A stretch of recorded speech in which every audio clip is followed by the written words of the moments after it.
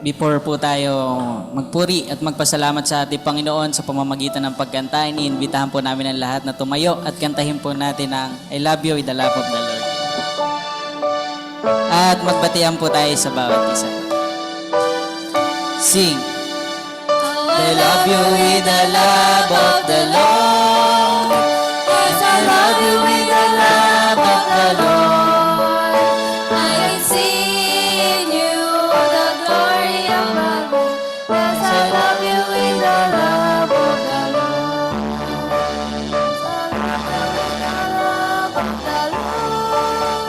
Yes, I love you with the love of the Lord. I can see in you the glory of the Lord. I love you with the love. Kantahin po natin ang Tagalog version. Pamahal kita sa Panginoon. Pamahal kita sa Panginoon. Nakikita ko sa'yo, kawalatian niya. Pamahal kita sa Panginoon. Amen.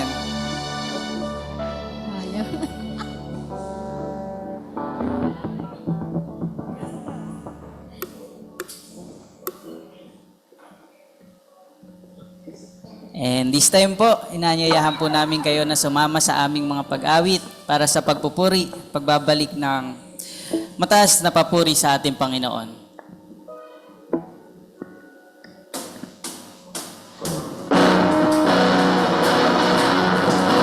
Lakpak po tayo mga kapatid. Let us be reminded that this morning is a time to remember the blessing we've received from our Lord God. Together, let us give the praise to God this morning. Let's sing our opening song, Every Praise.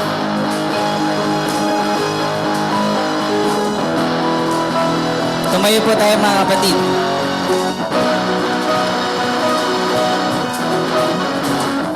Every praise To our God. every word of Every worship, word of worship with one accord. every praise, Every praise. Every praise. Every praise is to our God. sing hallelujah, church. Sing hallelujah to our God. Glory hallelujah unto our God. Every praise is to our God. Every praise is to our God. Every word of worship with one accord.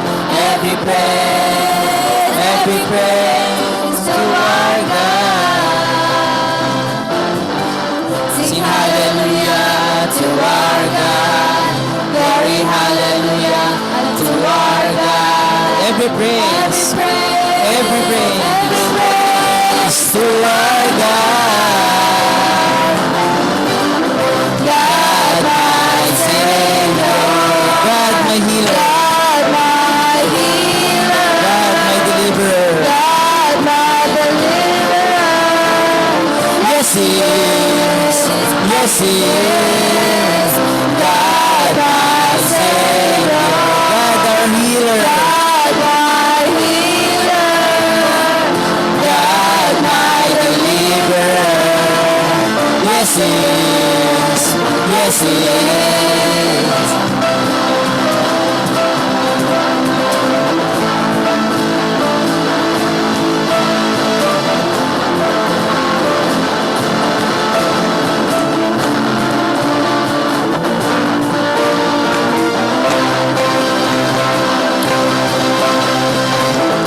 God my healer. God my deliverer. Yes, He is. Yes, He is. Every praise is to our God. Every word of worship with one accord. Every praise is to our God. sing Hallelujah to our God. Glory, hallelujah to our God. Every praise, every praise, every praise, every praise, every praise.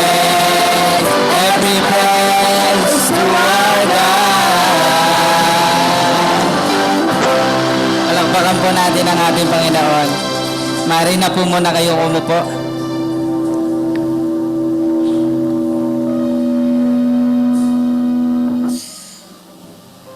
Lord God, our Heavenly Father, Panginoon, nagpapasalamat po kami sa patuloy pa, Panginoon, na pinagkakaloob mo sa bawat isa na pag-iingat, Panginoon, sa kagalakan ng bawat isa, Panginoon, na muli ay masamba ka namin, maluwalhati at maibalik sa iyo ang karapat-dapat na papuri, Panginoon.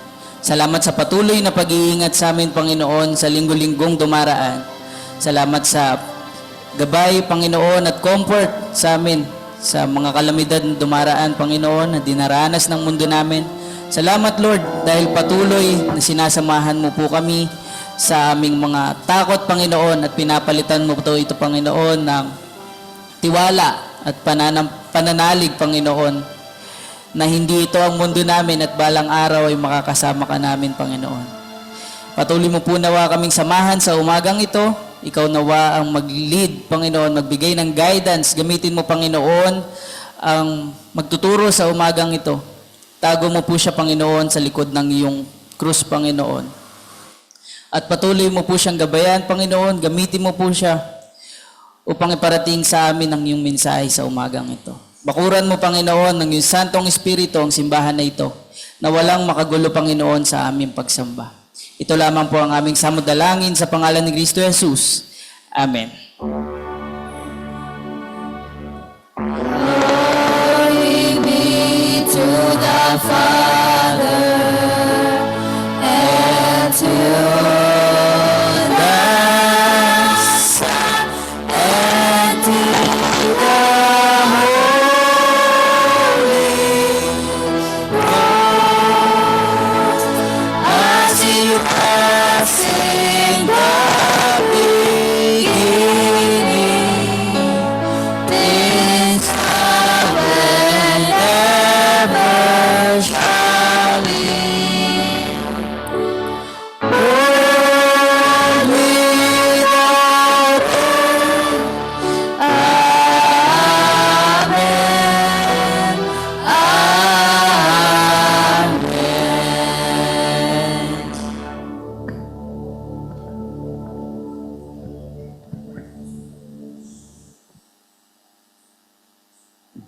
Mari po tayo maupo. Tayo po patuloy sa samba sa Panginoon sa pamamagitan ng pananalangin po sa oras na ito. Tayo po sama-sama manalangin sa oras na ito. Dakila ka, Ama kong Diyos, at nagpupuri kami at nagpapasalamat sa kabutihan nyo at sa iyong katapatan na kayo ang aming Diyos na tapat noon pa man, ngayon at magpakailanman, na nagpasiwala ng ang kabutihan sa buhay namin sa bawat isa. Nagpapasalamat kami na sukdulan ang iyong biyaya at iyong pagmamahal sa amin, na hindi nyo pinagkait ang iyong isang anak, at ito'y binigay sa amin para magkaroon lang kami ng katubusan at kaligtasan, Panginoon, sa aming mga kasalanan. Nagpapasalamat kami dahil kayo ang aming Diyos na Panginoon na nagpakababa at binigay kanyang buhay. Para lang, Panginoon, ay bigyan kami ng laya at bagong buhay at magbigay ng sa katuparan ang iyong kautusan. Panginoon, patuloy po kaming nagpapakumbaba sa iyo at nagpapasalamat sa lahat ng itong mga pagpapala. To all praises and glories belong to you, Lord. You are worthy of all things, Panginoon. You are worthy of our thanksgiving, our praises. Lord, may you bless this day by the help of your Holy Spirit na maggagabi at maunguna sa aming gawain, Panginoon, sa aming pagsamba. Pakabanalin niyo po ang oras na to at hindi ang aming sarili may taas, kundi sa gitna ng kongregasyon na ito, tanging pangalan lang niyo, Panginoon, ang may tanyag, Panginoon. Tanging pangalan lang niyo, Panginoon, ang mapurihan dahil karapat-dapat ka lang bigyan ng pagpasalamat, pagpuri sa oras na ito. Panginoon, patuloy kami nagpapakumbaba sa inyo. Bilang kayo ang aming Diyos, na ulo ng aming simbahan, kailangan aming Panginoon na mga alaga at manguna sa lahat ng aming mga pangailangan at sa lahat ng mga ministeryo ng iyong simbahan. Tulungan niyo po kami na ang aming simbahan sa gitna ng mga challenges at pagsubok, Panginoon. We are thanking you, Lord, for everything, Lord. Sa pabago-bagong season ng buhay na to ng aming simbahan, we are entrusted this to you, Lord, na lahat ng ito ay magiging maganda sa tamang panahon nyo. We are praying for your guidance to every members, Lord, na ang patuloy na aming pagkakaisa at hangarin, Panginoon, ay hindi lang magbigay ng pagpuri sa inyo, pat ang hangarin nyo rin, Panginoon, na ipinagkatiwala nyo sa amin, na maging ang aming paghahayag na iyong mabuting balita ay patuloy namin ito hangarin at bigyan tuon, Panginoon. Not also na ibahagi, but also gawin naming disipulo nyo, Panginoon, ang lahat ng lipi, Panginoon.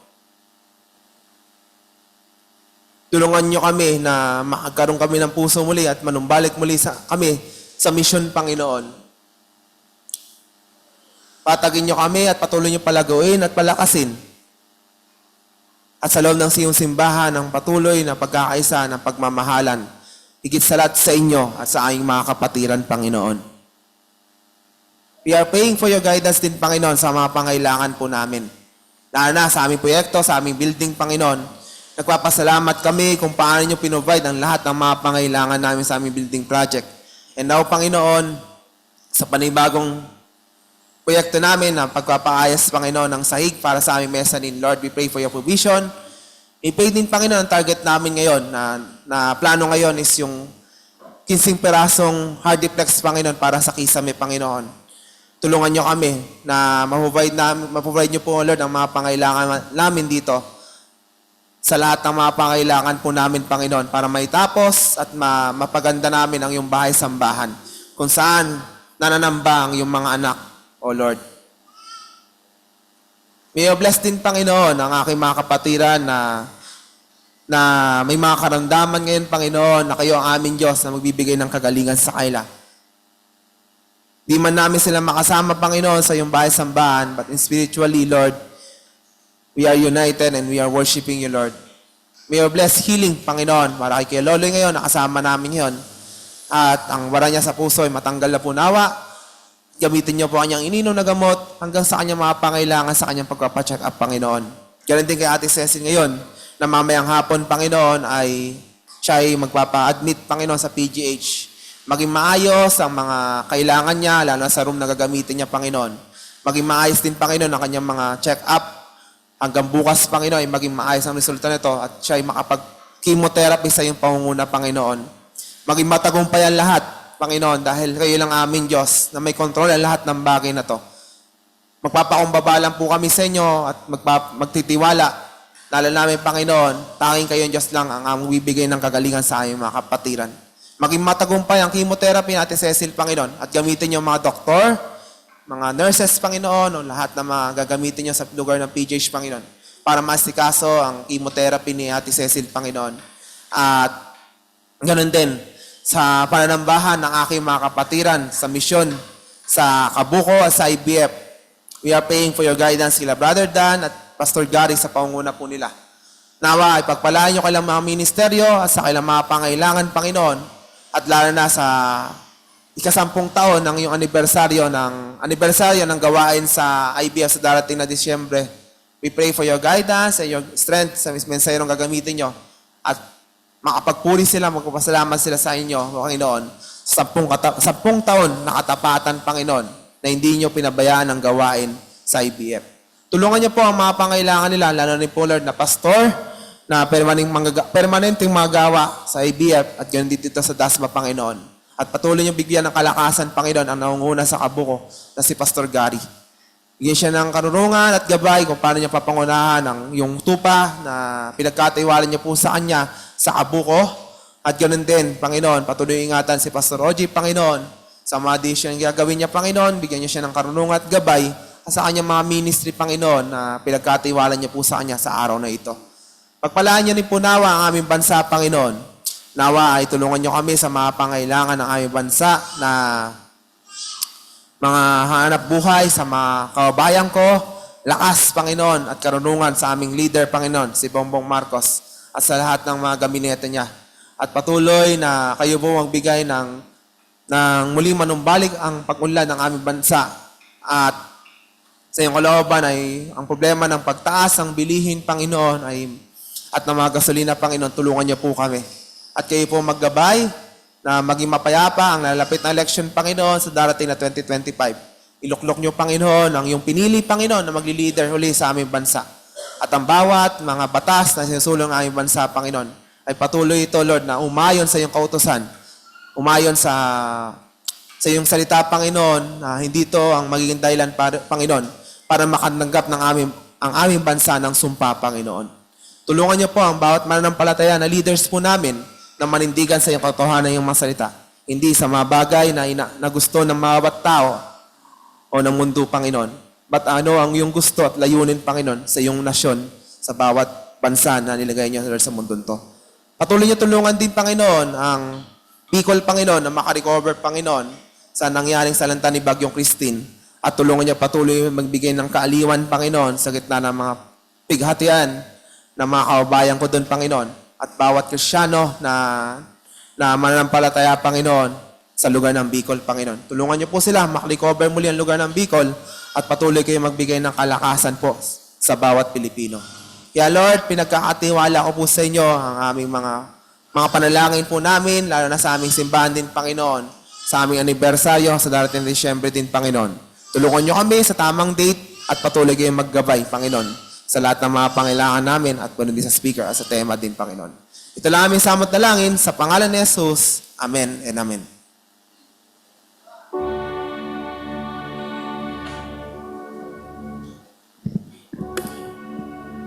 Sing.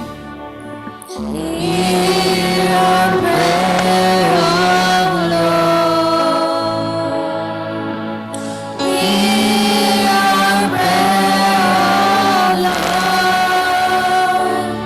Incline thine ears to us and grant us thy peace.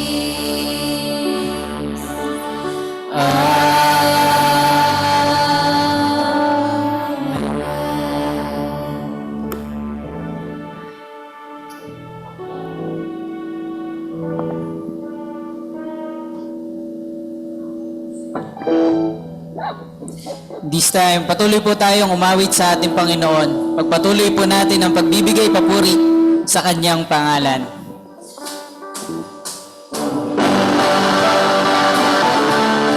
This song reminds each one of us this morning of the one we should glorify.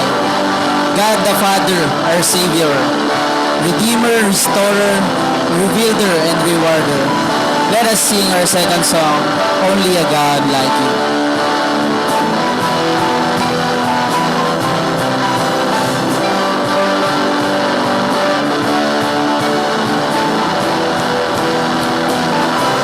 Sing. From the praises of man, I will never understand. For the kingdoms of this world, I never give my heart away. I'll shout my praise, my allegiance and devotion. My heart's desire and only emotion.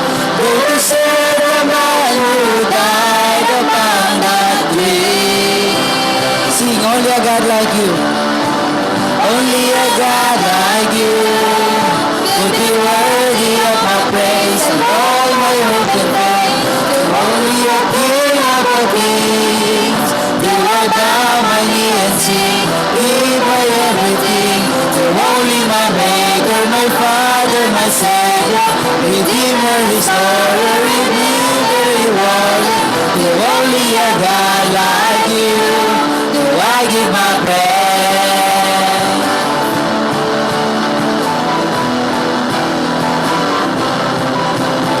The praises of man I will never understand.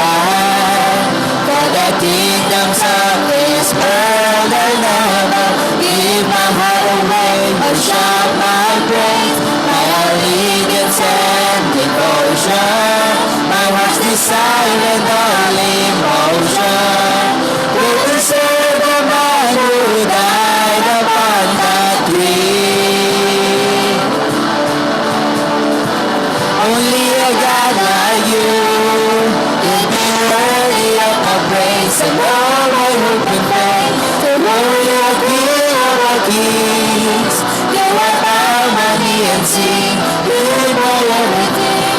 To only my Maker, my Father, my Savior, Redeemer, Restorer, Redeemer, Rewarder. To only a God like you, I give my praise.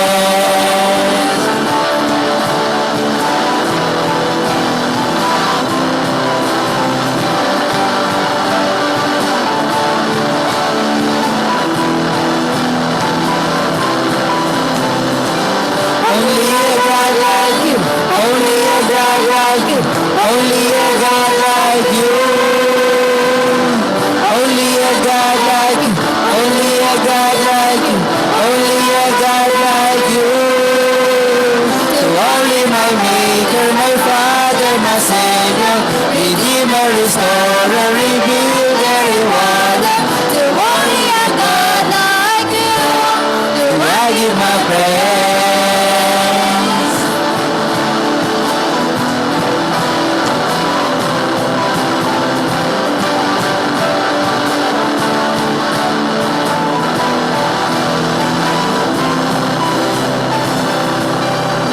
Amen.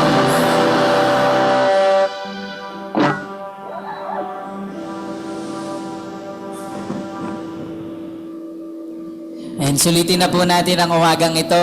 Alam po namin na nangangawit kayo sa kakatayo, pero tandaan natin na para sa Panginoon ang pag-awit natin na ito.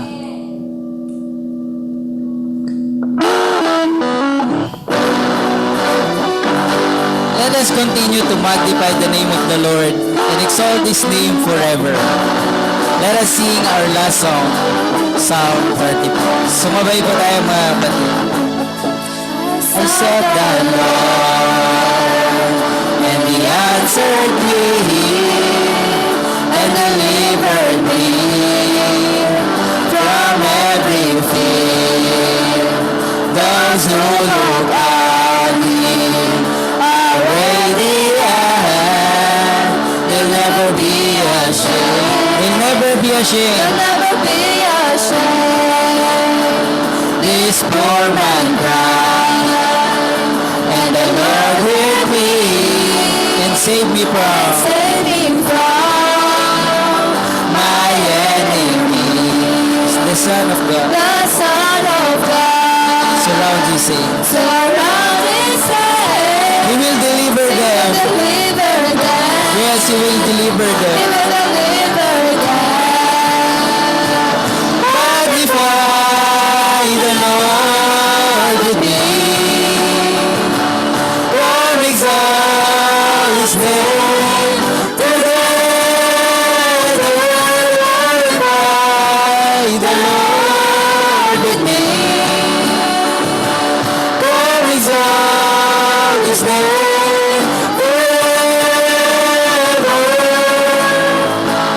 Taste and see that the Lord is good.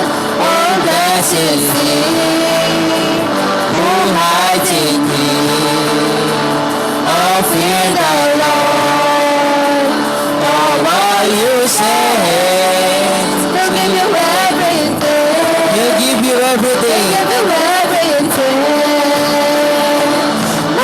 Magnify the Lord with me.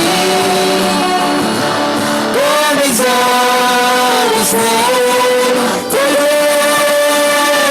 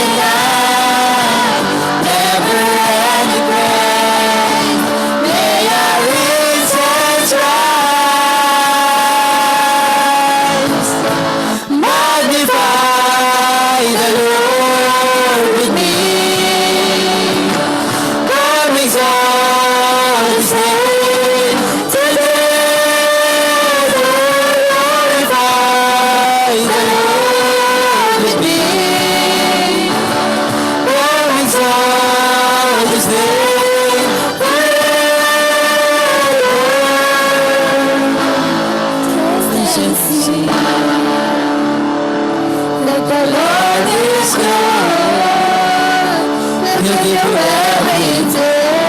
Thank you, Lord. We'll give you everything.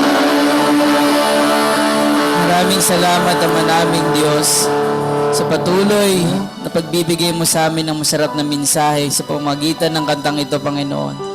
Tunay, Panginoon, na nagkukulang kami minsan, Panginoon, na ma-appreciate ka sa mundong ito. Pero this is the reminder, Lord, na ang lahat ay binibigay mo sa amin, Panginoon. Kung minsan, Panginoon, hindi man namin hingin sa iyo mga bagay-bagay ng pangangailangan namin, Lord. Pero alam mo, Panginoon, ang nasa loob, Panginoon, ng puso namin. Ang tunay, Panginoon, na kailangan namin. At yun, Panginoon, ay ang makasama ka namin, Panginoon, sa mga problema namin. Salamat, Panginoon, sa umagang ito. Salamat sa reminder, Lord. Patuloy mo kaming samahan sa umagang ito. In Jesus' mighty name I pray. Amen. Amen.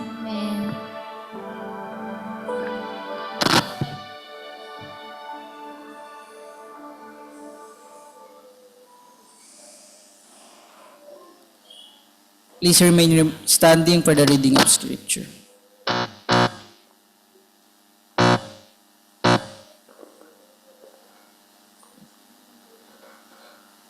This is the word of God from Matthew chapter 18, verses 21 to 35. Let me read.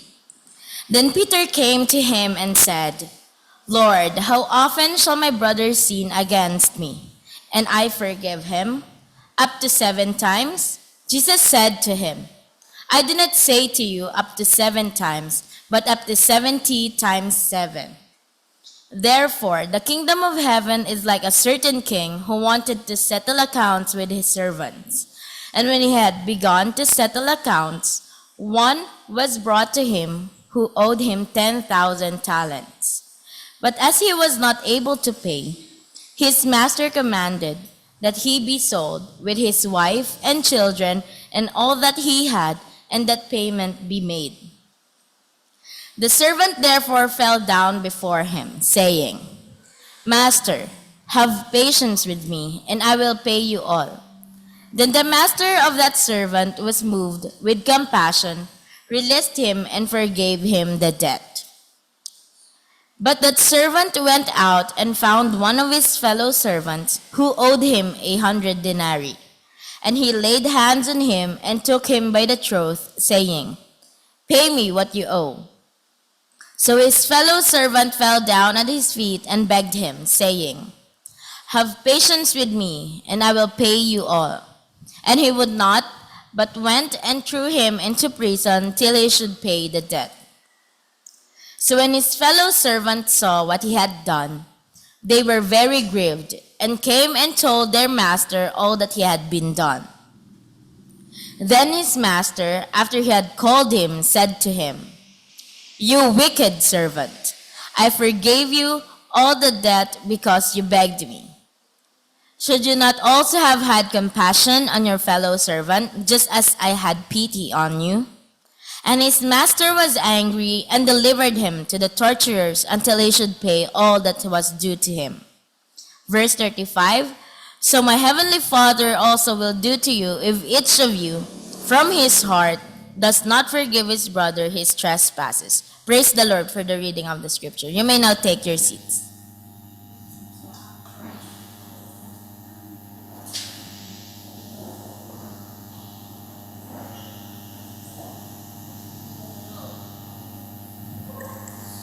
And this time po, ating pong masasaksihan naman ng ating mga kapatid na magbibigay ng kanilang tanging bilang.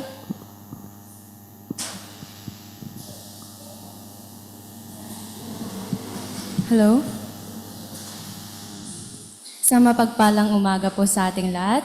Pinagpapasalamat po namin sa Diyos ngayong umaga na nagkaroon po kami ng pribilehiyo na makapaghandog po ng papuring awitin sa Kanya.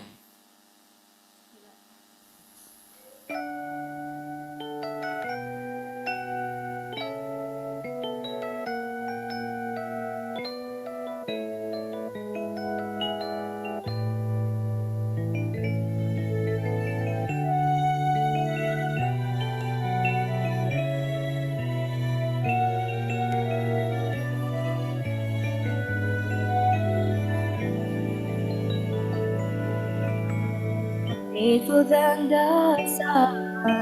We rise the stars to shine the seasons change.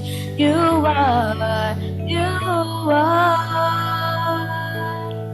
certain than the moon. Cast a light, the tides to turn again. You are, you are. You are faithful, Lord, never failing, kind, unchanging God, eternal Savior.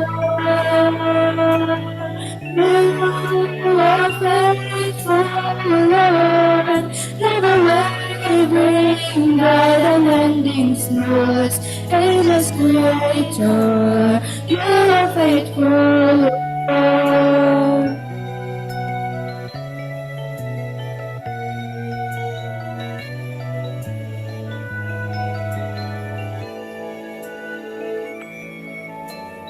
Faithful than our minds could ever comprehend, words define.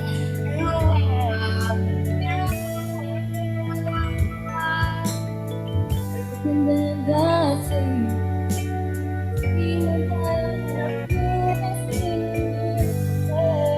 you are,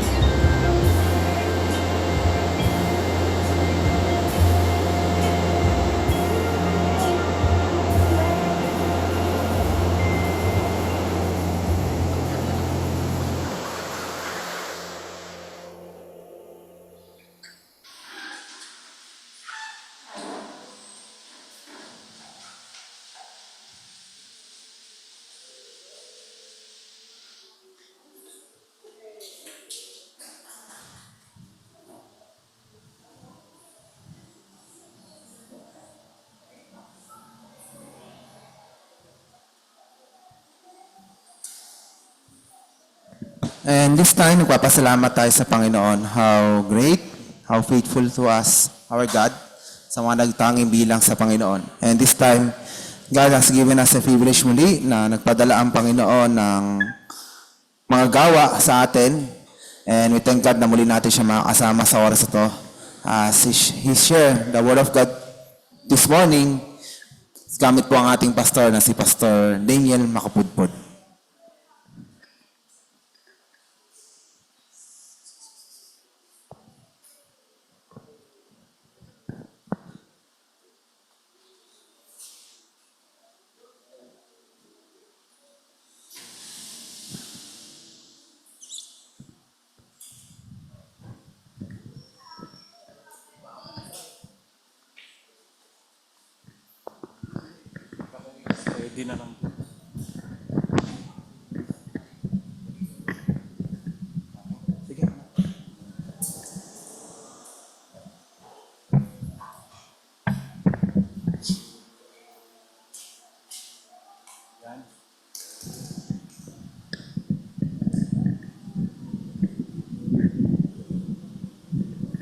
Hindi, doon. Huwag sa akin. Yan. Good morning. At tayo po ay nagagalak sa umagang ito that once again, we are gathering in this place para mag-worship po sa Panginoon at mukhang patakos na ang inyo pong church. Siguro sa susunod na Sunday, may mga upuan na yan sa taas. Baka wala nang umupo sa baba. Lahat nasa taas. Okay? So we praise the Lord for that at unti-unti na umaayos. So inaayos ng Panginoon. I know that God will provide your needs financially. And then also, syempre, yung mga magtatrabaho dyan. Okay po? So salamat po sa umagang ito na binigay sa atin ng Panginoon na muli at tayo po ay mag-aaral ng salita ng Diyos. Okay? So tayo po muna yung manalangin. Panginoon, nagpapasalamat kami sa inyo pong kabutihan sa amin. Salamat po Panginoon sa mga awitin na aming pong narinig, mga papuri po Panginoon sa inyo.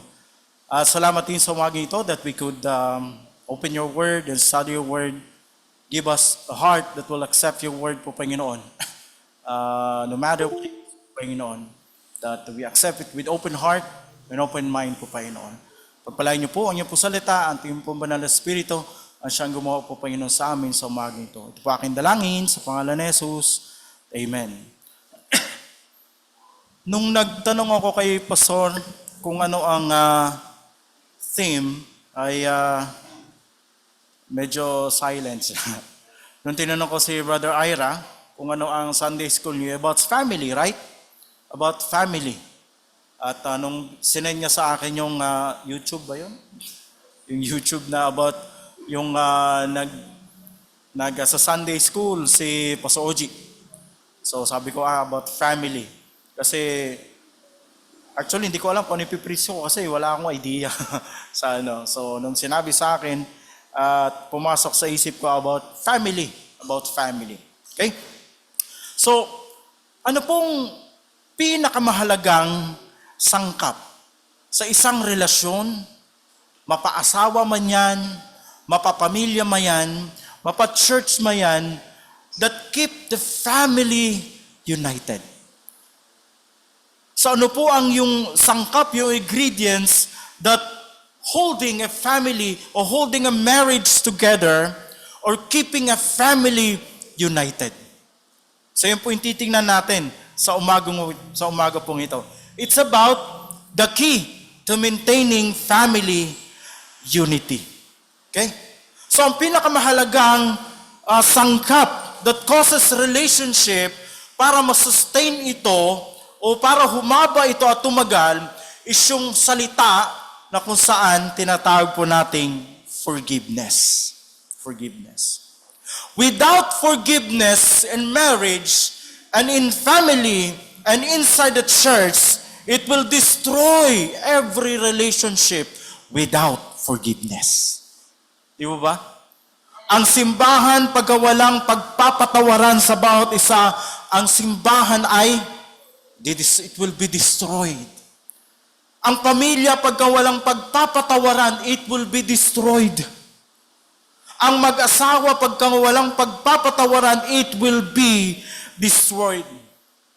No matter kung sino man ang iyong pinakasalan, sino man ang member sa iyong family, tandaan po natin, may point o may pagkakataon sa buhay natin that they will fail you.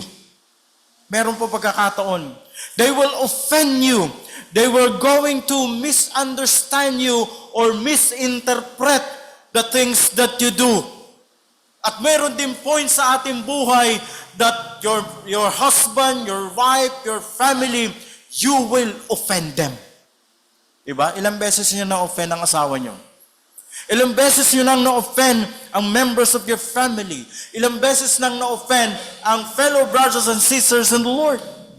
So meron talagang pagkakataon that we are going to offend them, that we are going to sin against them, that we are going to disappoint them. Meron talaga ang pagkakataon. At totoo yun. Sa bawat relasyon and in every relationship, bakit po? Dahil tayo po ay isang makasalanang creature. Ikaw at ako ay makasalanan. We will fail somebody. We will fail your husband, your wife. You will fail your husband, your wife. You will fail yung mga members of your family and even the church. You will fail them because we are a fallen creature. But in every relationship, to maintain, to keep the relationship from destroying, yun po yung tinatawag nating pagpapatawad. Beloved in the Lord, malinis ba ang puso mo sa umaging ito? Have you ever forgiven someone? Itong week na to. Have you ever forgiven someone na nagkasala sa'yo? Or have you ever forgiven someone na naka-offend sa'yo? Do you have a clean hands and a pure heart this morning? Yan po ang titingnan natin sa umagang ito. Sa panahon natin ngayon, mga kapatid sa Panginoon, ang mga tao ay punong-puno ng puot. Punong-puno ng galit. Punong-puno ng hatred. Punong-puno ng vengeance sa bawat isa. Pag na-offend yung isang tao, sasabihin niya, antay ka lang sa akin. Gaganti ako sa'yo. Ang tao ganun. Kaya nga tayo may mga superheroes na tinatawag, tagapaghiganti sa mga naaapi na tinatawag. Okay? They believe that retaliation is a virtue. Sabi ko, paano naging virtue ang retaliation? Na gumaganti ka. Meron pong isang writer, siya po ay si Susan Forward. Nagsulat po siya ng isang book. Ang title po ng book ay Toxic Parents. Yeah, Toxic Parents. Doon sa isang chapter ng kanyang book, may nakalagay po doon, yung one of the chapter, ang title po ng chapter noon ay, You Don't Have to Forgive. Grabe yung book niya na yun, no? Toxic Parents. Ang sabi niya, hindi mo kailangang magpatawad. Bakit? Sabi niya, dahil you blame your parents because of who you are. Sabi niya. Kaya ka nagkakaganyan kasi yung nagpalaki sa'yo ganyan. So, hindi mo kailangang, kumbaga, you don't have to forgive doon sa mga tao na nagkasala sa'yo kasi hindi mo naman kasalanan kung bakit ka nagkaganyan. Kasalanan ng magulang mo. So, kapag ka nakagawa ka ng kasalanan sa ibang tao, you don't have to ask forgiveness. Bakit? Ituro mo yung parents mo dahil sila kasi. Ganon ang pagpapalaki sa akin. Sabi niya. Okay? She poisoned the mind of the people that hindi mo na kailangan mag-ask ng forgiveness. Yun ang sabi niya doon sa kanyang book. And there's really no place for forgiveness doon sa book niya. Kasi sinasabi niya, ako ay biktima lamang, ang may responsibilidad ay yung nagpalaki sa akin, hindi ko kasalanan. Iyon. Sabi ko, grabe itong librong to na hindi mo kailangan mag-ask ng forgiveness. Ang kabayaran po ng paghihiganti ay lubhang napakataas. Ang kabayaran po ng pagkakaroon ng unforgiving spirit is really severe. Napaka matindi. Ang pagkakaroon po ng unforgiving spirit, ito po siya.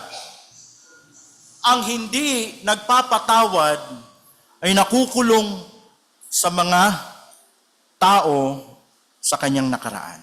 Unforgiveness imprisons people in the past. Why? You live in the past. Pag nakita mo yung tao na nakagalit mo, it brings the past. It makes you, kumbaga nakulong ka. It makes you shackled. Yung ibig sabihin is, nakakadena ka sa nakaraan. So whenever you see a person, yung nakaraan nanunumbalik, nakakadena yun. Bakit? Hindi mo pa siya napapatawad. Ganun lang yun. Kung napatawad mo siya, makita mo man yung taong iyon, merong kagaanan ng loob. Magaan yung loob mo, wala yung paghihiganti sa buhay mo. Bakit? Pinatawad mo na siya eh. Kung hindi mo siya pinatawad, siguro muusok na yung tenga mo, yung ilong mo pag nakita mo yung isang tao. So tandaan natin na ang pagkakaroon ng unforgiving spirit, it imprison people from their past. In the past. Ganun ba tayo? Bilang isang Kristiyano. Sometimes we claim that we are Christian and yet we don't forgive. At maglalaro naman ng utak natin, sabi, easier said than done.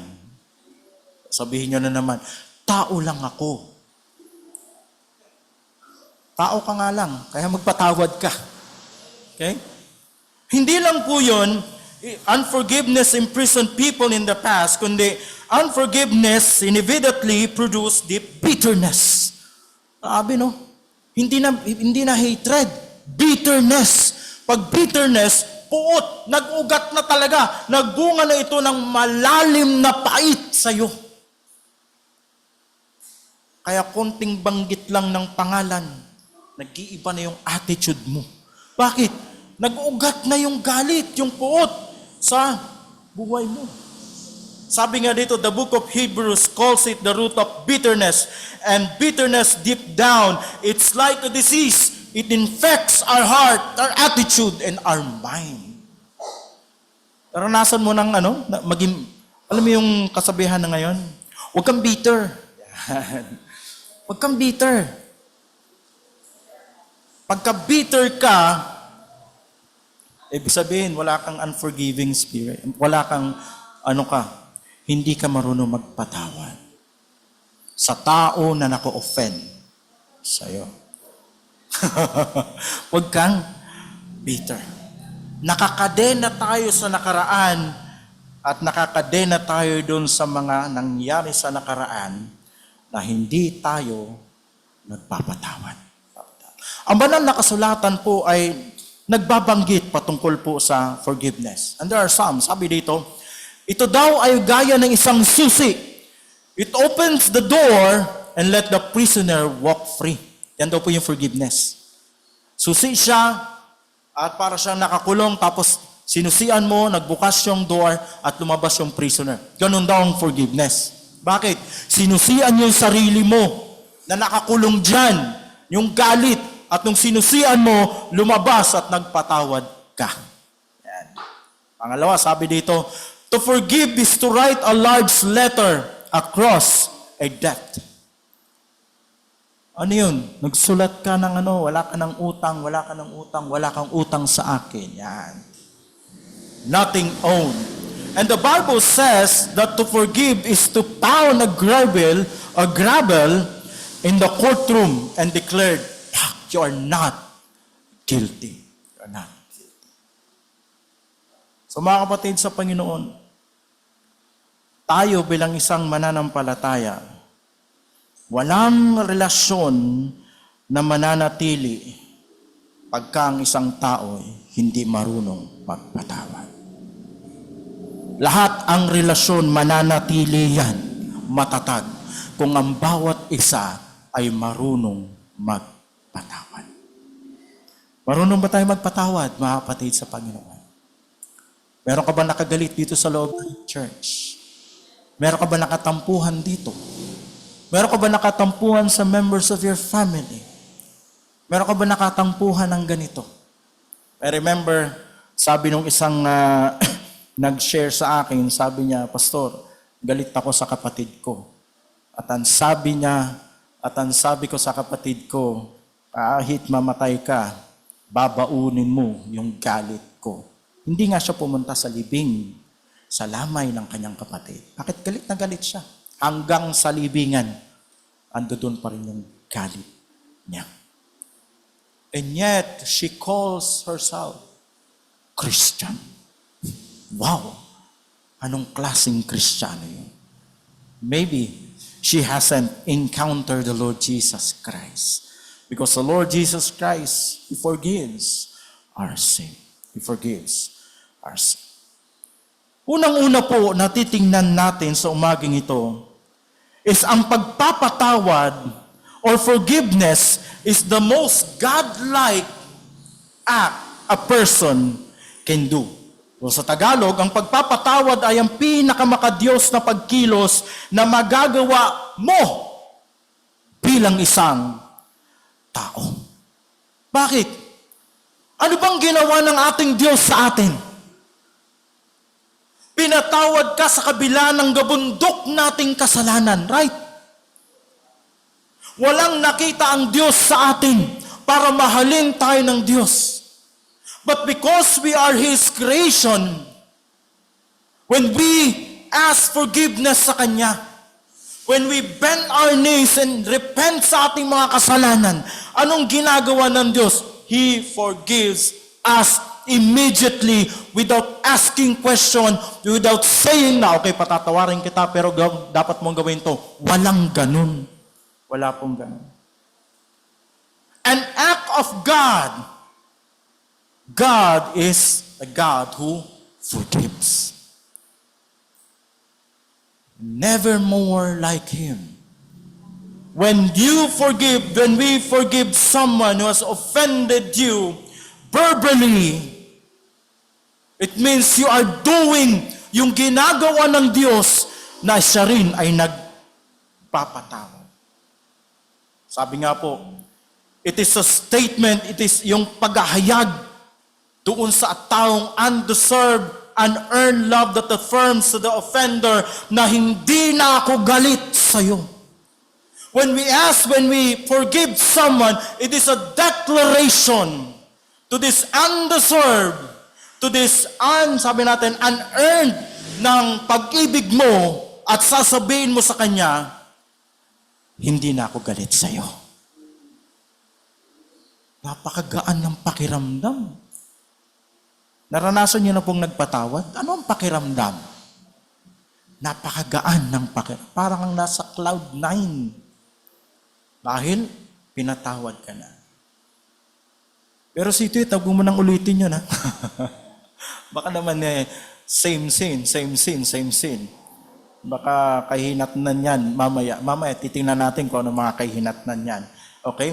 In Exodus chapter 34 verse 6, sabi po dyan, then the Lord passed by him in front of him, that is Moses, sabi niya, and proclaimed the Lord God, compassionate and gracious, slow to anger, and abounding in love, kindness, and truth, who keeps loving kindness for 1,000, who forgives iniquity, transgression, and sin. This is the character of God. Ano pong character niya? Merciful, compassion. In the book of Psalm 32, sabi po dyan, how blessed is he whose transgression is forgiven, whose sin is covered. These are all the attitude or katangian ng ating Diyos. He, in the book of Psalm 85 and Psalm 130, at nagsasabi doon that He remembers your sin no more. And He buries them in the depths of the sea. Sabi nila, ewan ko kung totoo na meron pa daw lately lang na-discovered na mas malalim pa daw sa Marianas Trench. Mayroon pa daw mas malalim. Sabi ko, kung mas malalim pa, ang sabi dito ng Biblia, ang ating Diyos, pag humingi ka ng tawad at patatawarin ka niya, yung kasalanan mo, ibinaon niya sa pinakamalalim na parte ng dagat at never na niyang babalikan iyon. Ganun ang ginagawa natin. Pero baliktad tayo. Pagka may humingi ng tawad sa'yo, pinapatawad mo, at pagka na-offend ka na, inungkat mo yung kasalanan na yun na binaon mo na at inaalala mo uli. Mahilig tayo ungkat. Mahilig tayo magsabi na, mag-blame na ganito, ganyan. At pagka ikaw naman yan, nainis sa tao na yun, sasabihin mo, uungkatin mo yan. Kahit na nakabaon na, nakalagay na doon sa napakalalim na dagat, pilit mong uungkatin yan. Pero ang Diyos hindi. Never niyang uungkatin yung kasalanan mo na hiningi mo na ng tawad sa Kanya at pinatawad ka niya, and our sin He will never, sabi niya, remember it. Yun yung kaibahan ng tao at ng Diyos. Ang Diyos, pinapatawad tayo, hindi niya na inuungkat, kinakalimutan niya. Ang tao, pinatawad mo na nga, pag nakagawa uli siya, uungkatin mo yan at ibabato mo dun sa kanya. Ikaw kasi, ganitong ginawa mo. That's not a God-like act. You're acting as if you are not a believer, and you're acting as if you are not been forgiven by God sa kasalanan mo. So tayo, forgiveness is the most God-like act sa isang tao. Okay? The example of that is the prodigal son. Luke chapter 15. Anong sabi ng anak? Tay, yung mana ko kukunin ko na. Binigay naman ng tatay. Andun siya, nagpakasaya siya, nag-inom siya in everything hanggang sa naubos yung pera niya, pati mga kaibigan niya. Saan na siya nakatira? Doon sa kulungan ng baboy at yung kinakain ng baboy, kinakain din niya. At anong sabi niya? Doon sa bahay ng aking ama, yung mga katulong, masasarap pa ang kinakain kaysa sa kinakain ko dito. Umuwi siya, nakita siya ng tatay niya, sinalubong siya ng kanyang tatay, anong ginawa? Niyakap siya. Sinumbat ba ng tatay yung ginawa ng anak? Hindi, di ba? Humingi ng tawad yung anak. And di forgiven at yung tatay ay pinatawad siya.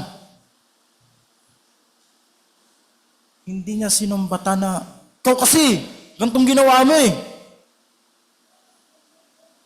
Minsan ang tao, bago ka patawarin, susumbatan ka muna. O pinapatawad na kita. Pero inalala mo pa rin yung kasalanan na yun. The Father forgave His Son.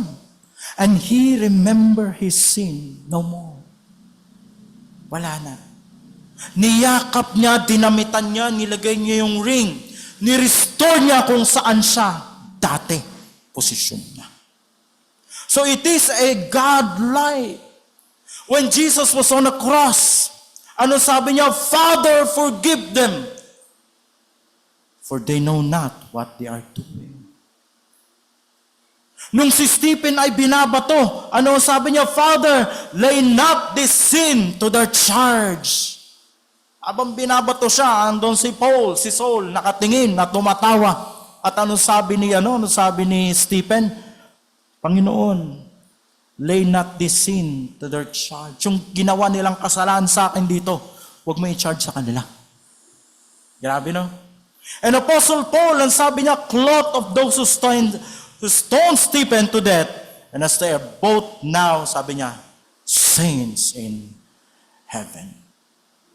In Ephesians chapter 4, verse 12, sabi diyan, be kind to one another, tender-hearted, forgiving each other, just as God in Christ also has forgiven you.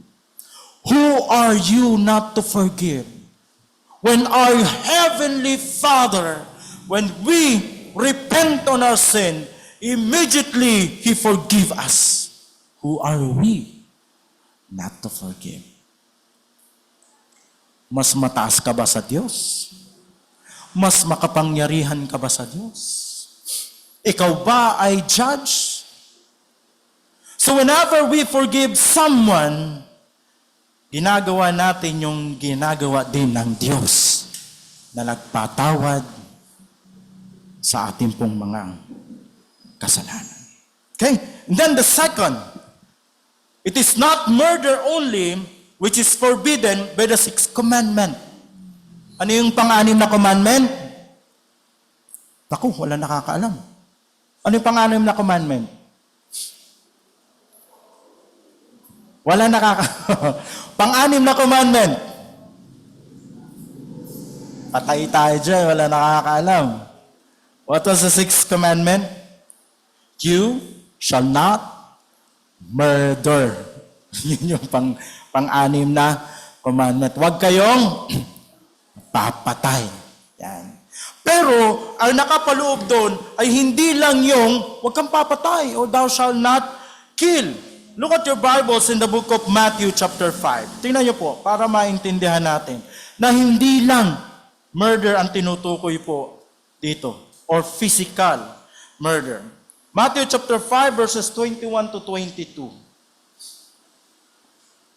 Sabi dito, "You have heard that it was said to the people long ago, 'Do not murder, and anyone who murders will be subject to judgment.' But I tell you that anyone who is angry with his brother will be subject to judgment. Again, anyone who says to his brother, 'Raka,' or 'fool,' is answerable to the brethren or to the Sanhedrin. But anyone who says, 'You fool,' will be in danger of the fire of hell." So the Lord Jesus, or our God said, in the 10th commandment, "You shall not murder." Pero hindi lang po murder physically ang sinasabi po dito.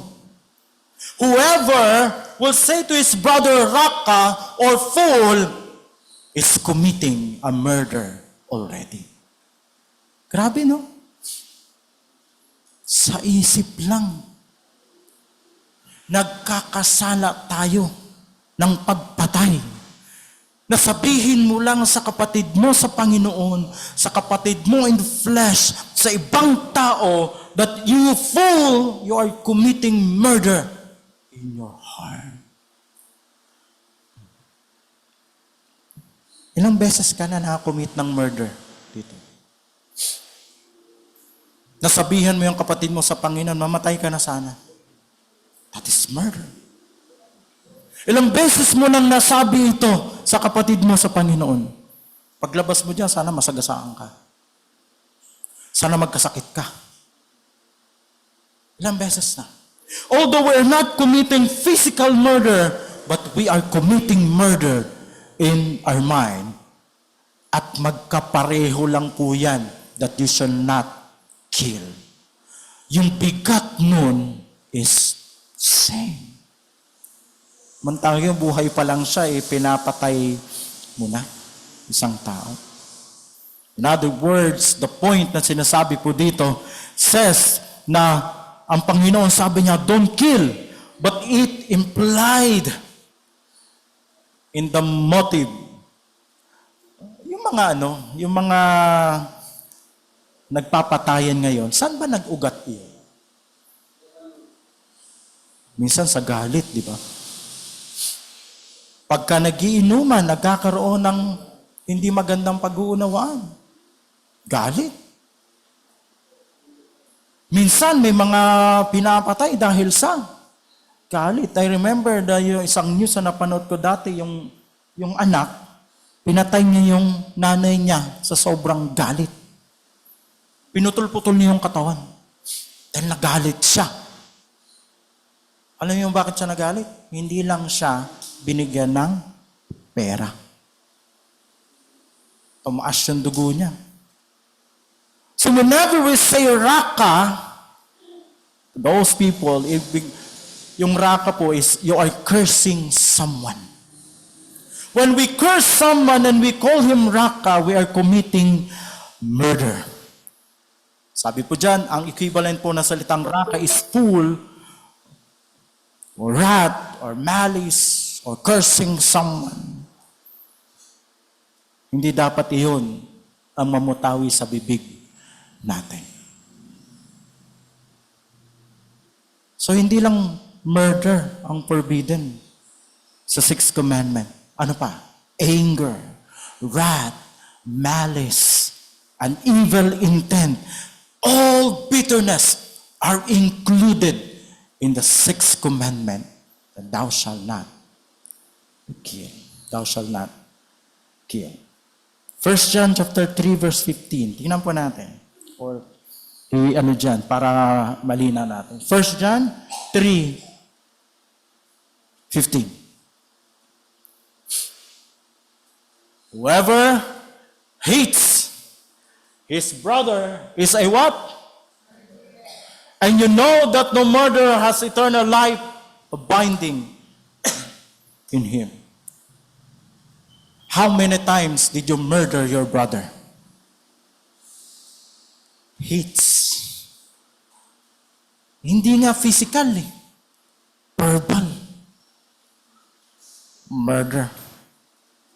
Siguro kung mayroong batas na nagsasabi na iniisip mo pa lang na pinatay mo na yung iniisip mo pa lang o galit mo pa lang sa kapatid mo ay murder na, siguro lahat tayo dito makukulong.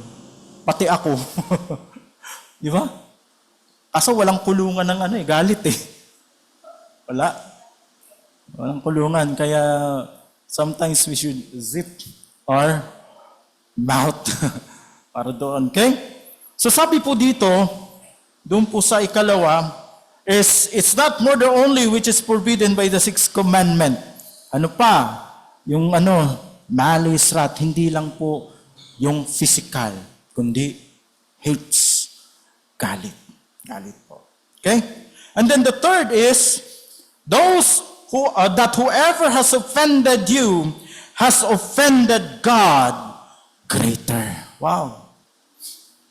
Kung na-offend mo ang isang tao, mas na-offend ang Diyos sa ginawa mo. Ang na-offend unang-una, isang tao.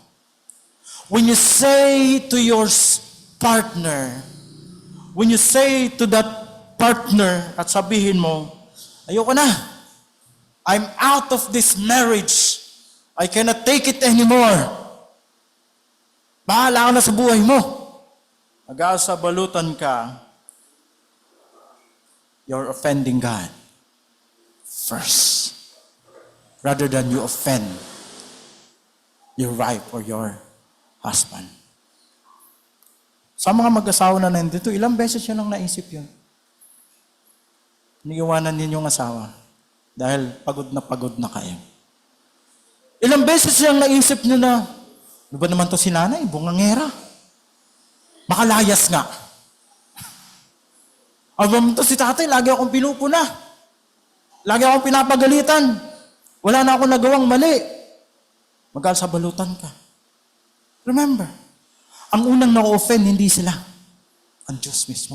Yan lang tataandaan po natin. So, whatever ang sino mang makasakit sa inyo, ay higit na nasasaktan ang Diyos. Unang-una. Sino nakakalam doon sa account ni David? Nung nagkasala siya sa Diyos. Kay Bathsheba. Anong ginawa niya? Nagkagusto siya kay Bathsheba, right? Nakita niya, si Bathsheba nandun naliligo. Tapos yung asawa ni Bathsheba is general ng army niya. Anong ginawa niya? Pinatawag niya. At ang sabi nung sa isang general, ilagay mo yung asawa ni Bathsheba sa harap para pag naggera, patay siya agad. With the intention na pag namatay yung asawa ni Bathsheba, kukunin niya si Bathsheba maging asawa. Ganda ng plano niya, di ba?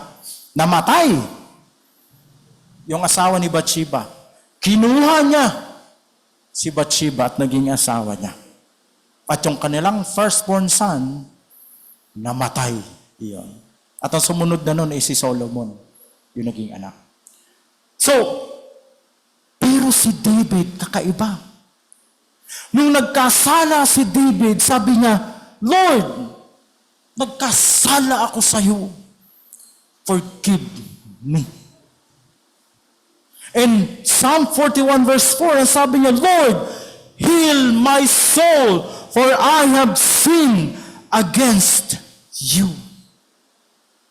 Against you. Ang ibig sabihin, he acknowledged that his sin, yung kasalanan niya, ang na-offend unang-una sa ginawa niyang kasalanan, is God Himself. Whenever we sin, whenever we offend someone, or any other situation na nagkaroon ka ng galit, anger, ang unang na-offend, hindi yung tao na ginawan mo nun. Diyos ang unang na-offend. Kaya kapag tayo nagkakaroon ng kasalanan, saan tayo humihingi? Unang-una sa Diyos. Panginoon, patawarin mo ako, nakagawa ko ng ganitong kasalanan. Heal my soul. I have sinned against you. Immediately, God will forgive us.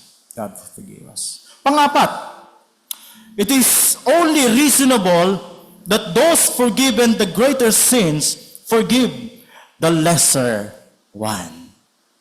So it's only reasonable that those forgiven the greater sins forgive the lesser one. In Matthew chapter 18, so makikita natin doon, in Matthew chapter 18, doon sa binasa natin. Ano po yung binasa doon familiar kayo sa Matthew chapter 18? Ito yung unthankful servant. Sabi dito, something that you and I both need to be reminded that when we stand before God, our salvation has been settled. Our eternal life has been settled. We are not enemies of God anymore. We are His sons and daughters because our God is merciful. But yung katiting lang na kasalanan na ginawa ng kapatid mo sa Panginoon, hindi mo mapatawa. Pero yung kasalanan natin, na minana natin, humingi tayo ng tawad sa Diyos, we repented on our sin, and immediately those big sin ay pinatawad tayo. Pero napakaliit na kasalanan na ginawa ng kapatid mo sa Panginoon, hindi mo makuhang patawarin. Pero ikaw, tayo, pinatawad tayo ng Diyos, binigyan tayo ng walang hanggang buhay. We are damned to eternal punishment in hell. But you repent and God forgive us. But your brothers and sisters in the Lord, nakagawa sa'yo ng kasalanan, hindi mo mapatawad. Kung tutuusin natin, sabi nga, lesser ones lang yun, lesser sin. Of course, sin is sin. Pero hindi natin makuhang magpatawad doon. So when you came to Christ, you were forgiven. Right? When you came to Christ, nilinis tayo ng Panginoon. And the sin that Jesus Christ na pinatawad sa atin, it wasn't some small sin. It was like the judge said, okay, hindi yung sinasabi na, okay, ito si Jesus Christ, humingi ka ng tawad. At ang sabi ni Jesus Christ as a judge, sabi niya, okay, you spend 50 years in hell. 50 years lang. Or you spend 20 years in hell. Hindi yon. Nasasabihin mo na, ay meron palang sige, magkakasalan lang ako. Bakit? 20 years in hell. Okay na yon. Tapos pag 20 years, lalaya ka na. Hindi. Yung kasalanan na pinatawad sa atin natin Peneso Kristo, for eternity natin babayaran yon. And when we said for eternity, walang bilang doon. Ulitin ko ulit. Pero, yung kapatid mo sa Panginoon na nagkasala sa iyo, ang hirap mong patawarin. Humingi na ng tawad sa iyo, hindi mo pa rin pinapansin. Humingi na ng tawad sa iyo, pag nakita mo, it brings back memories na, ito itong nagkasala sa akin. That's not true forgiveness. Ang totoong pagpapatawad, nakita mo yung kapatid mo sa Panginoon, wala nang galit sa puso. Magre-reason na naman yung utak nyo ngayon. Sasabihin nyo, tao lang kasi ako, pastor. Alam ko, nag-iisip yung utak nyo na, tao lang ako, oo nga, tao ka lang. Paano nung humingi ka ng tawad sa Panginoon, hindi ka niya pinatawad? Ano sasabihin mo? Tao lang po ako. Hindi natin pwedeng gawing dahilan yun. Whenever na merong kapatid tayong nagkasala at humingi ng tawad, you go back in remembering what the Lord Jesus Christ, yung ginawa niya sa iyong pagpapatawad. Who are we not to forgive when the Lord Jesus Christ ay pinatawad tayo sa ating pong mga kasalanan? Panglima, bibilisan ko lang po. Kasi 20 ito eh. So, isa-isayin natin. Okay? Hindi lang po. Medyo malapit na. Panglima. O baka mamaya, Hindi nyo na ako pansinin dito at galit na kayo sa akin. Pastor talaga, pinapatamaan ako. Kahit anong ilag ko, sapul pa rin ako. Kaliwa, kanan, diretso, sapul pa rin ako. Okay? So, number 5, the one who does not forgive will not enjoy the love of other Christian. Bakit? Pagka yung isang tao nakagawa ng kasalanan at hindi mo pinatawad, ano nangyayari? Hindi ka na nag-church. Diba? You will not enjoy the fellowship of other believers. Bakit? Meron kang galit sa puso mo. May enjoy mo ba yon? O baka, siguro, ano ka na, expert ka na sa pagiging orokan. Plastic. Expert ka na may kalos na yung puso mo na kahit may hindi ka nagpapatawad, nakangiti ka pa rin at nakikifellowship sa kapwa mananampalataya. Wala bang expert dito ng orokan? Na nakikifellowship ka pero may galit sa puso mo. You will not enjoy the fellowship of other believers and mostly you will not enjoy the fellowship ng ating Diyos. Bakit may hatred pa sa puso mo at di ka pa nagpapatawa? Di ka pa nagpapatawa. Sabi nung isang testimony, sabi niya dun sa sabi niya, yung asawa ng kaibigan niya nag-share, sabi niya, Pastor, ayoko na dito sa lalaking ito. Puro pasakit yung nadarama ko. Sabi niya, hatred, bitterness, ayoko na. Hindi na ako, sa kanya, iwalay na ako. Ano ang susunod? You lost your what? Your fellowship with other believers. You will feel alone. Nandiyan ka na, magsasalpiti ka na. At maninisi ka na. Ganon tayo, nagsasalpiti. Mga kapatid, pagka hindi ka nagpapatawad, you will never enjoy the love of other believers. You will never enjoy it. Pero na lang kung eksperto ka sa pag-ignore. Okay? And then, the next is, failure to forgive result in divine chastening. Ito na. Failure to forgive results in divine chastening. Anong sabi ng hari doon sa taong nagkautang? Humingi sa kanya ng tawad, pinatawad niya. Nakita niya yung taong may utang sa kanya, siningil at ano sabi niya, pinakulong niya. Noong nalaman ng hari, ano ang sabi? You wicked slave, I forgive you all that debt because of you, because you asked me. And yet, ikaw mo magpatawad. Anong ginawa niya? Yung hari, he thrown itong servant saan? Sa kulungan. Chinastize niya. Ano sabi? Binenta niya yung mga ari-arian niya and everything, pati asawa niya, pati anak niya para makabayad sa utang. Anong nangyayari sa atin if we don't forgive? Chastisement. Ano po ang chastisement? Palo. At ang palo ng Diyos, hindi masarap.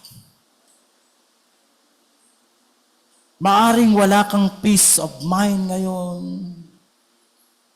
O naguguluhan ka or your life is miserable. Balikan mo. Baka meron ka pang hindi napatawad sa buhay mo. God is chastening you. At pinapalo ka, dinidisiplina tayo ng Diyos para malaman natin na dapat tayo ay magpatawad. If you don't have the mercy of forgiveness, God's going to turn you over to your tormentors. And what is that tormentors? That is chastening. Pinapalo ka ba ng Diyos ngayon? Kamusta ang buhay mo? In line pa ba sa kalooban ng Diyos? O nahihirapan ka ba? O very stressed ka sa buhay mo? Bakit? Baka kasi hindi ka marunong magpatawad. Kaya pinapalo ka ng Diyos. Okay, the next. The one who does not forgive will not be forgiven. Ulitin ko po. The one who does not forgive will not be forgiven. Anong sabi po doon sa prayer in Matthew chapter 6? Tingnan po natin para makita natin.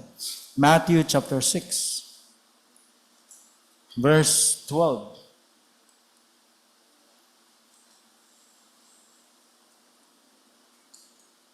Matthew chapter 6 verse 12. Kaya sabi dito, forgive our debts as we have forgiven our debtors. The model prayer speak that the one who does not forgive will not be forgiven. The one who doesn't forgive will not be forgiven. When I ask forgiveness sa ating Diyos, and yet we don't forgive, grabe naman. Masyadong makapal yung mukha natin. Bakit? Humingi ka ng tawad sa Panginoon. Napatawarin ka sa kasalanan mo. Hindi ka marunong magpatawad sa kapwa mo Kristiyano, nakagawa ng kasalanan sa iyo. Ang lakas ng loob nating humingi ng tawad sa Diyos. Do you think God will forgive you? No. Why? Because He is teaching us to forgive someone also na nagkasala sa atin. Whenever we pray, we ask God to forgive our sins. And yet when someone na naka-offend sa'yo ay hindi mo napatawad sila, do you think God will forgive you sa kasalanan mo? Tandaan natin, our salvation has been settled. Hindi po ito tumutukoy sa salvation. Hindi po ito. Ito po ay tumutukoy po sa temporal forgiveness. Ano yun? Tayo. Temporal forgiveness. Yung forgiveness na sinabi sa atin ng Panginoon, na-settled na yon when we receive the gifts of salvation through our Lord Jesus Christ. Ito na yung sanctification natin.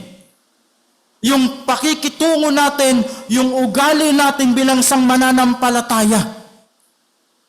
Kung paano na natin ito ipamuhay. Na kapag ka mayroong isang Kristiyano nagkasala sa atin, we are easily na sabi natin, okay, I will forgive you. And I will not hold grudges. Malaya na. Malaya na tayo. God continues to chasten, sabi dito, and life is miserable, and blessing ay naahadlangan pagka tayo ay hindi marunong magpatawad. Tataka ka ba bakit hindi ka binabless ng Panginoon ngayon? Tataka ka ba bakit miserable ang buhay natin? Tataka ka ba bakit mainitin ang ulo mo? Tataka ba sa mga ganito? Baka hindi ka marunong magpatawad. Kaya mo nararanasan. Yan. So the one who does not forgive will not be forgiven. Will not be forgiven. Then the next. Dalawa na lang po, dalawa. Okay? Then the next. Ito yung, sabi ko, dapat ito yung nauna eh. The absence of forgiveness renders us unfit to worship. Unfit. Are you fit to worship this morning? Fit ka ba na mag-worship sa Panginoon? Wala ka ba nakaalitan? Wala ka bang nakagalit? Itong week na to, malinis ba ang puso mo? Malinis ba ang kamay mo sa pagharap sa ating Panginoon sa umagang ito? Umaawit tayo kanina, pumapalakpak tayo, yung mga, the one who is singing, na andon, tumutugtog, tanungin ko kayo, malinis ba ang puso nyo? Habang tumutugtog kayo, habang kumakanta kayo, malinis ba ang puso nyo?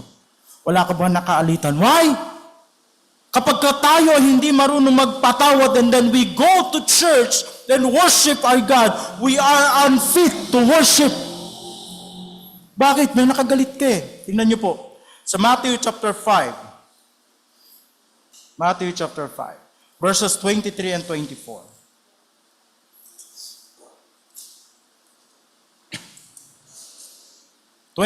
and 24. Therefore, if you are offering your gift at the altar, and there remember that your brother has something against you, leave your gift. Leave your gift there in front of the altar. First, sabi niya dito, go and be reconciled to your brother, then come and offer your gift. Ano pong ibig sabihin?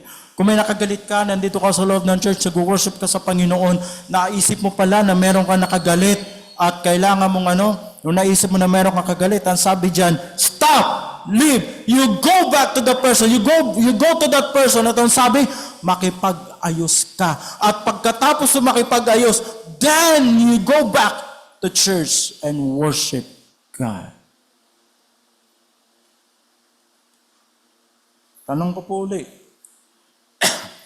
Sino may kagalit ngayong week na po? Napatawad nyo na ba siya? If not, yung ginawa nyo kanina, walang kahulugan.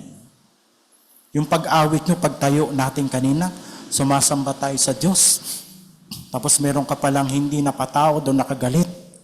Lahat yun, walang kabuluhan sa harap ng Diyos. That's why God says, when you worship Him, we must have a clean hands and a pure heart. Check our motive before we go to the church and worship for God. Kaya pagpasok nyo dyan, pagka-Sunday, sabihin nyo, meron ba ako nakagalit dito? Humihingi ako ng tawad para mag-worship na ako. Yan. Meron ba?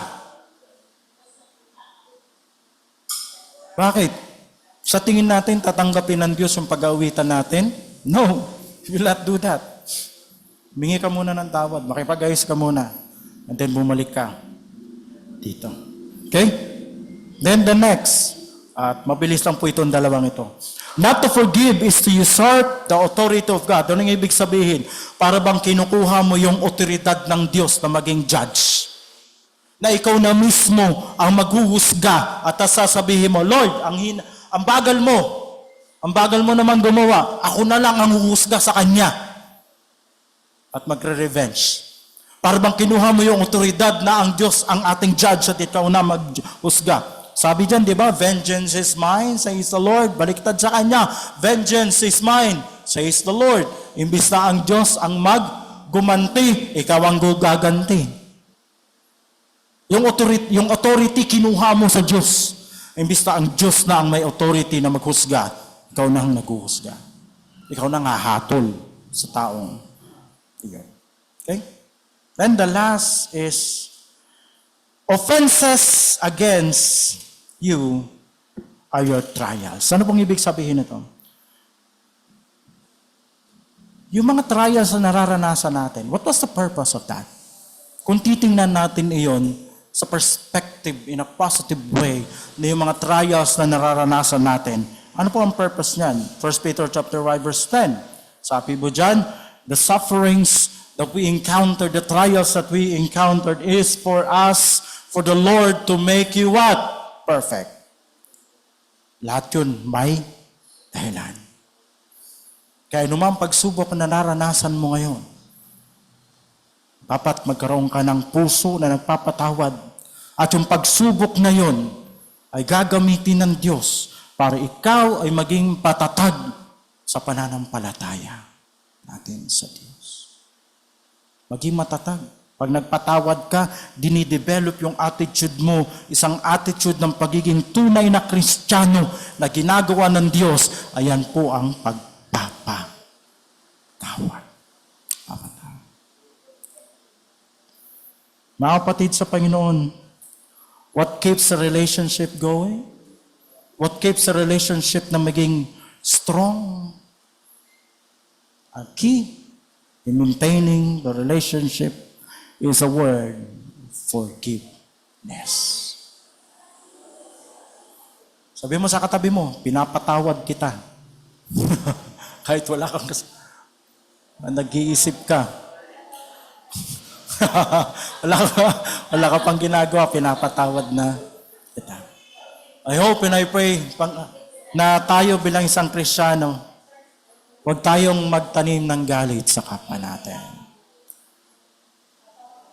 Kasi tandaan natin, ang Diyos, kung pinatawad ka, hindi siya nagtanim ng galit. Kinalimutan niya lahat ng ginawa nating kasalanan. Alam niyo ba ang kasalanan na kinalimutan ng Diyos ay hindi lang yung past? It's also the present, and the future. Wow! Yun ang kinalimutan niya. Kanya tayo nilalang ng Diyos. Konting ano lang, hindi mo makalimutan. Uungkatin mo pa yan. Uungkatin. I hope and I pray that we cultivate the attitude ng pagkakaroon ng forgiving spirit. Let us pray. Panginoon, kami po ay nagpapasalamat sa inyo. Pinatawad niyo kami sa ayong pong mga kasalanan, past, present, and future. At dapat din kami matutong magpatawad ng mga kasalanan. Kasalanan ng ibang tao na gumawa sa amin na hindi maganda. At wag po kami magtanim ng galit, kundi matuto kami magpatawad dahil ito ay nakakagaan ng damdamin. At ito po ang attitude niyo po, Panginoon, na kayo ang Diyos na nagpatawad sa amin. Whenever na kami po ay magpapatawad o whenever na kami ay hindi nagpapatawad, let us go back doon sa ginawa ng Panginoon Kristo sa cross of Calvary, that He died for our sin and He forgave our sins, po, Panginoon.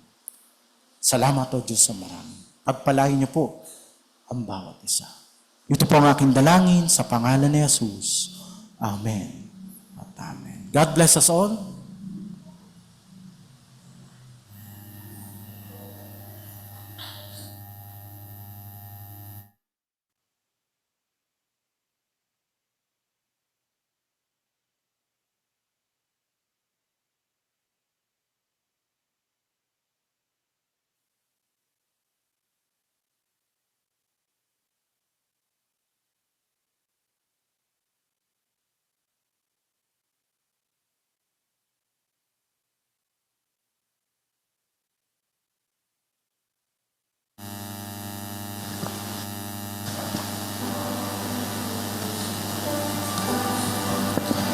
Tayo po ay tumayo. Let's sing our response song. No. Praise God from whom all blessings flow. Praise Him, all creatures near below. Praise Him above the heavenly host. Praise Father, Son, and Holy Ghost. Amen.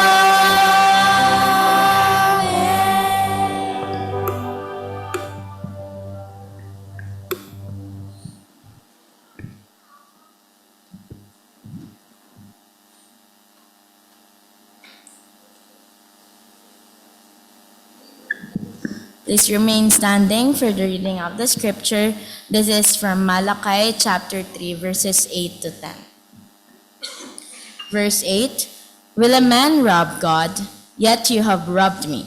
But you say, In what way have we robbed you? In tithes and offerings.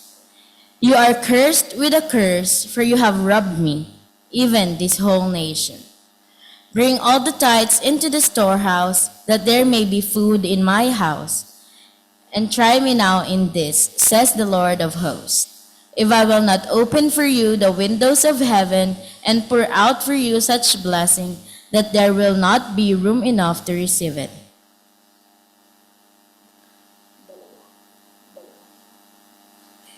Second Corinthians chapter 9, verses 6 to 9. But this I say, he who sows sparingly will also reap sparingly, and he who sows bountifully will also reap bountifully. So let each one give as purposed in his heart, not grudgingly or of necessity, for God loves a cheerful giver. And God is able to make all grace abound toward you, that you, always having all sufficiency in all things, may have an abundance for every good work. Praise the Lord for the reading of the scripture. You may now take your seats.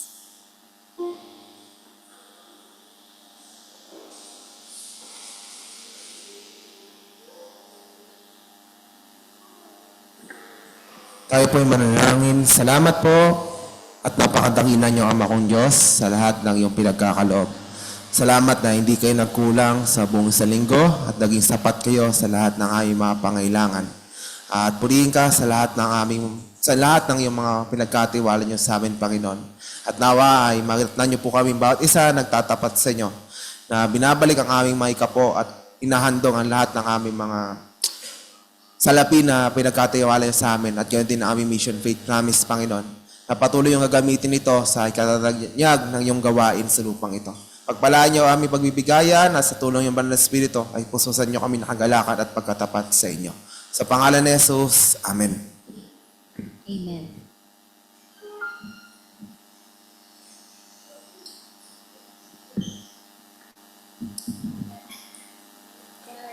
Habang ibinibigay po ang ating pinapaikot po para sa ating offerings, nais po naming magtanong kung meron po ba kaming nakagalit dito. Ayan, napakaganda ng mensahe ni Pastor, no? At maski ako para akong binubudbudan doon ng salita ng Panginoon.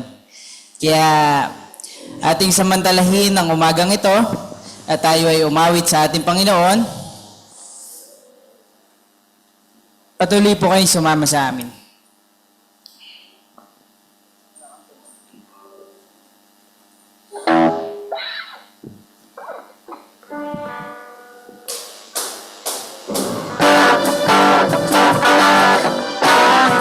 Let us celebrate the victory given to us by the Lord. Let's remember His salvation and the forgiveness He has granted us. Now let us sing our closing song, Victory in Jesus. Sing. Heard an old story, how a Savior came from glory, having gave His life on Calvary to save a wretch like me. I heard about His groaning, how His precious blood atoned me. Then I repented of my sins and born again. Tumayo ba tayo, mga kapatid? Oh, victory in Jesus, my Savior forever. He sought me and brought me with His redeeming blood. He won me and knew Him, and all my life is due. He plunged me to victory, beneath the cleansing blood.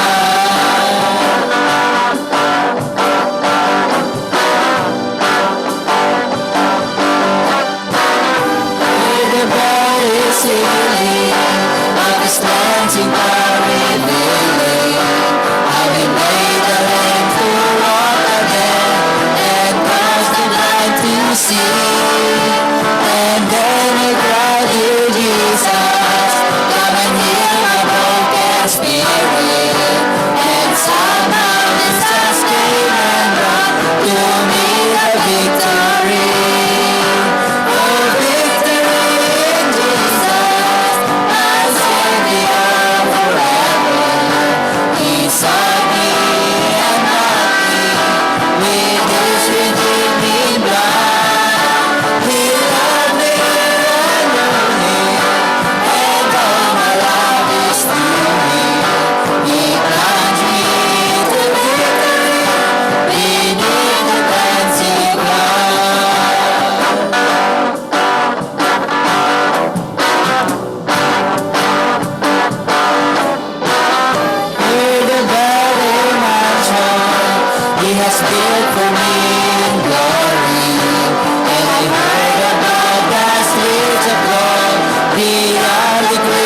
shall sing about the angels singing, and the old redemption story, and some sweet they are sing up there, the song of victory.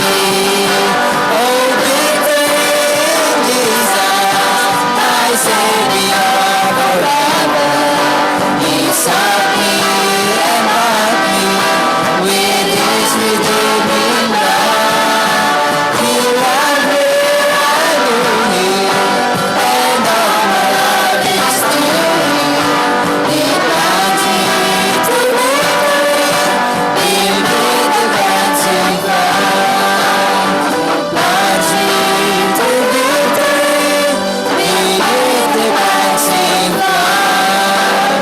He plunged me to victory, made it the dancing cloud.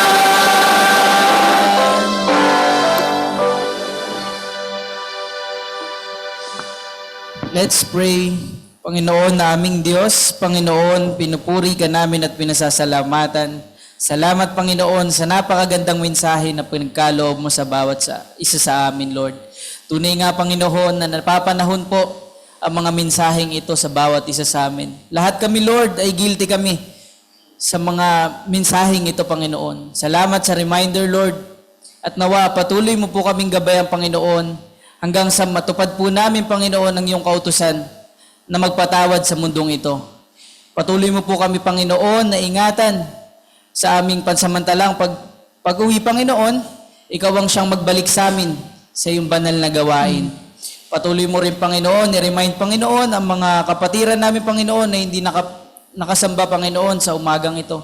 Patuloy mo i-remind sa kanila, Panginoon, ang value at kung gaano kahalaga, Panginoon, ang pagsamba at makarinig ng iyong mensahe.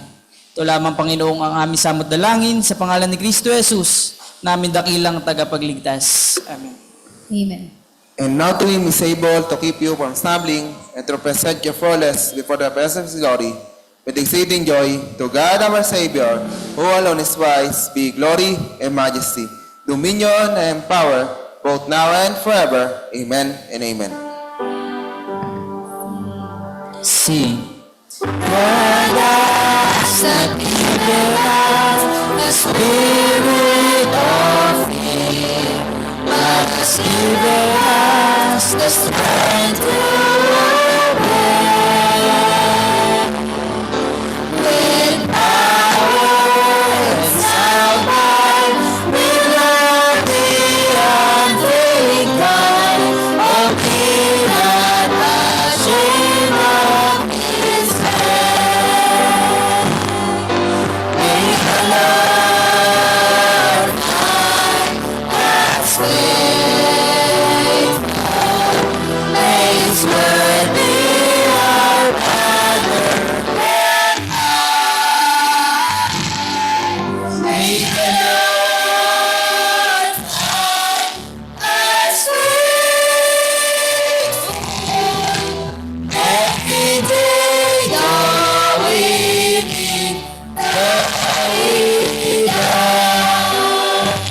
At sa ating pagtatapos, daladala mo ang pangako ng Panginoon na ika'y higit na managumpay kaya wala kang papangambahan. Dahil wag mong kakalimutan at palagi mo tandaan, mahal tayo ng Diyos. Yan po natapos ang ating gawain. Palakpakan po natin ang Panginoon at maaari po tayong paupo